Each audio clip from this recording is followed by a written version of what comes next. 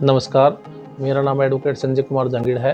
मैं आज आपको भरण पोषण संबंधित मामले के बारे में बताऊंगा कि भरण पोषण कौन सी धारा में लगाया जाएगा और भरण पोषण कौन सी धारा में आप रिलीफ ज़्यादा ले सकते हैं। उसके बारे में मैं आपको साधारण और सिंपल भाषा में समझाने की कोशिश करूंगा। भरण पोषण जो अधिनियम है उसमें 125 CRPC में पहले लगता था, जो अब 144 BENSS में है। उसके अलावा आप घरेलू हिंसा से स्त्री का संरक्षण अधिनियम 2005 है, उसमें भी आप भरण पोषण का आवेदन कर सकते हैं। इन दोनों में कौन सा जो एक्ट है उसमें आप आवेदन कर सकते हैं या किस में रिलीफ ले सकते हैं, उसके बारे में मैं आपको साधारण और सिंपल भाषा में समझाने की कोशिश करूँगा। इसके अलावा ये आवेदन कौन से कोर्ट में होगा और कौन कौन आवेदन कर सकता है उसके बारे में बताऊंगा। उसके अलावा अपील आप कौन से में कर सकते हो, कौन कौन सी धारा में आप क्या क्या रिलीफ ले सकते हो और कौन से जो एक्ट है उसमें फ़ायदा मिलेगा, उसके लिए मैं आपको साधारण और सिंपल भाषा में समझाने की कोशिश करूंगा। तो भरण पोषण अधिनियम 125 CRPC है, जो अब 144 BENSS है। उसमें कोई भी पत्नी जो भरण पोषण करने में असमर्थ है वो अपने पति से भरण पोषण की मांग कर सकती है। बच्चे जो नाबालिग हैं जो अपना भरण पोषण करने में असमर्थ हैं, इसके अलावा जो वयस्क प्राप्त कर ली है लेकिन शारीरिक मानसिक रूप से मतलब पीड़ित है या क्षति हो गई है या कोई कारण से भरण पोषण करने में असमर्थ हैं। उसके अलावा जो व्यक्ति है उसके खुद के माता पिता भी इसमें भरण पोषण जो अपने करने में असमर्थ हैं वो भी अपने बच्चे से भरण पोषण की मांग कर सकते हैं।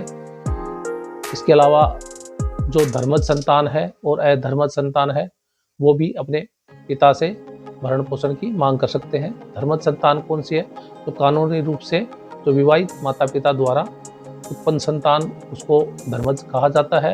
अधर्मज संतान यानी जो जन्म विवाह के बाद बाहर किसी ऐसे संबंध से, यानी सिंपल भाषा में समझाऊं, जो अवैध है और नाजायज़ बच्चा है वो भी अपने पिता से भरण पोषण प्राप्त कर सकता है। इसके अलावा जो महिला है वो बच्चे हैं वो आवेदन घरेलू हिंसा से स्त्री संरक्षण अधिनियम 2005 में भी कर सकते हैं। तो जो महिलाएं हैं और जो नाबालिग बच्चे हैं उनके लिए भरण पोषण अंतर्गत धारा 125 CRPC जो अब 144 BENSS है उसमें आवेदन करना चाहिए या घरेलू हिंसा से स्त्री का संरक्षण अधिनियम 2005 में आवेदन करना चाहिए। तो कौन से में ज़्यादा रिलीफ मिलेगी? तो मेरा ये मानना है, जहाँ तक मेरा जो एक्सपीरियंस है उसके आधार पे मैं आपको बता रहा हूँ, मेरे हिसाब से जो पत्नी और जो बच्चे हैं नाबालिग हैं वो अगर रिलीफ मांगते हैं तो घरेलू हिंसा से स्त्री का संरक्षण अधिनियम 2005 में आवेदन करना चाहिए, क्योंकि उसमें आवेदन में 2-3 फायदे मिलते हैं। पहले तो ये है कि जो सेक्शन 23 और सेक्शन 12 है उसमें घरेलू हिंसा अधिनियम में जो है, तो सेक्शन 23 में तो आप अंतरिम भरण पोषण तत्काल के लिए आवेदन कर सकते हैं। उसके अलावा सेक्शन 12 में आप जो मेन है उसमें रिलीफ ले सकते हैं।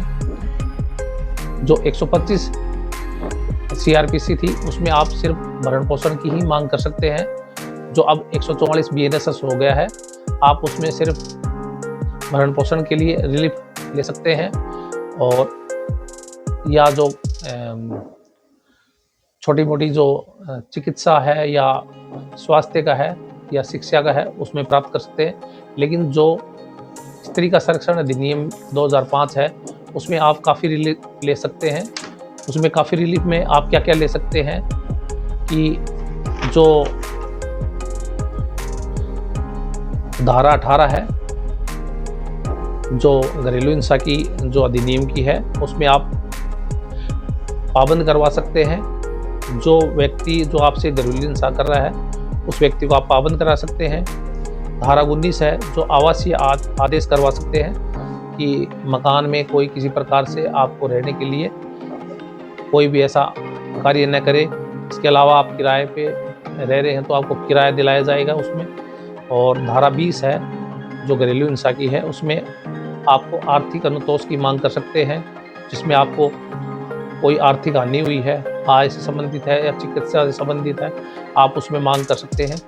धारा 21 है अभिरक्षा की आदेश की मांग कर सकते हैं, जिसमें बच्चों को मिलने के लिए या बच्चे की जो अस्थायी रूप से अभिरक्षा है उसमें आप इसमें रिलीफ ले सकते हैं। उसके अलावा धारा 22 है घरेलू हिंसा की, उसमें आप प्रतिकर आदेश प्राप्त कर सकते हैं, मानसिक पीड़न, भावनात्मक दुख या प्रतिकर में क्षति की मांग कर सकते हैं, इसमें काफ़ी रिलीफ ले सकते हैं। दूसरी बात यह है कि जहाँ तक मेरा मानना है, आप ज़्यादा रिलीफ लेने के लिए जो मैंने बताई है धारा 18, 19, 20, 21 और 22, इस प्रकार इसमें काफ़ी रिलीफ ले सकते हैं। और जो 125 CRPC जो अब 144 BNSS है, उसमें आप सिर्फ भरण पोषण की ही मांग कर सकते हैं, तो इसमें ज़्यादा रिलीफ आप ले सकते हैं। उसके अलावा जो भरण पोषण की जो वसूली की है, उसमें 125(3) में CRPC में पहले आवेदन कर सकते थे वसूली, जो 125 कोष्टक 3 में, जो अब 144 कोष्टक 3 में BNSS में आप आवेदन कर सकते हैं अगर आप भरण पोषण में इसमें आवेदन करते हैं। और जो घरेलू हिंसा में आप अगर आवेदन करते हैं तो धारा 28 DVA में आप आवेदन कर सकते हैं। उसमें घरेलू हिंसा से जो वसूली है उसमें आप आवेदन कर सकते हैं। और जो अपील है घरेलू हिंसा में आप धारा 29 में कर सकते हैं। तो कहने का ये है कि जो भी रिलीफ है ज़्यादा, वो घरेलू हिंसा से इस तरीका संरक्षण अधिनियम में आप ले सकते हैं। उसके अलावा उसमें आपकी जो कोई व्यक्ति है या जो आपको घरेलू हिंसा से आप पीड़ित हैं, उसको इसमें काफ़ी रिलीफ आपको प्रदान हो सकती है।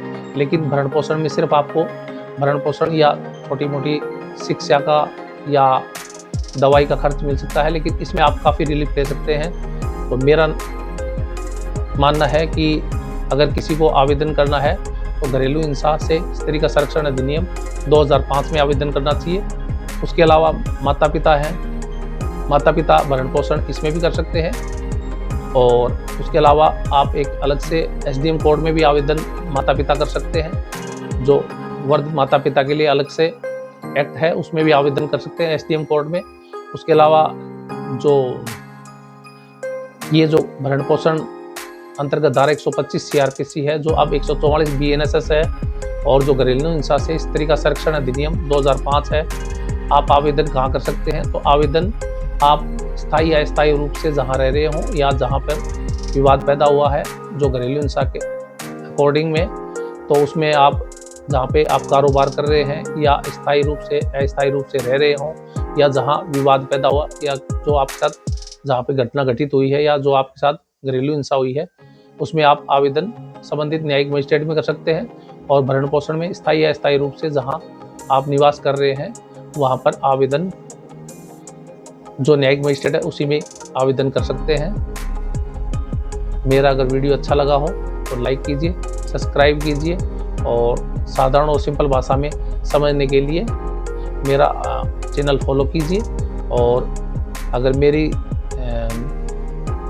समझाने में या कोई त्रुटि हुई है तो आप जो मैंने धारा बताई है, इसका आवेदन जो कानूनी रूप से समझने के लिए आप धारा 18, 19, 20, 21 और 23 और 12 घरेलू हिंसा में आप 2005 संरक्षण अधिनियम है, उसमें आप ये देख सकते हैं। उसके अलावा आप अगर कानूनी रूप से भरण पोषण के बारे में जानना चाहते हैं तो पहले की जो धारा 125 CRPC है, जो अब 144 BNSS है, उसको कानूनी रूप से समझने के लिए आप उसमें समझ सकते हैं। मैंने आपको साधारण और सिंपल भाषा में समझाने की कोशिश की है। धन्यवाद।